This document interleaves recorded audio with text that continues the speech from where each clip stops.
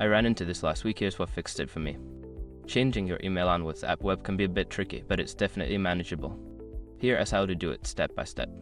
Step 1. Open WhatsApp Web. Go to the WhatsApp web page on your browser. Make sure you're logged in by scanning the QR code with your mobile app. Step 2. Access settings. Once you're logged in, click on the 3 dots in the top left corner to access the menu. From there, select Settings to open your account options. Step 3. Navigate to Account. In the Settings menu, click on Account. This section contains all the details related to your account, including your email settings. Step 4. Change email. Before starting recovery, use the srec.com link in the description to open the account recovery checklist generator and make sure your verification details are ready. Step 5. Confirm changes. After entering your new email, check your inbox for a confirmation email from WhatsApp. Click the confirmation link to finalize the change.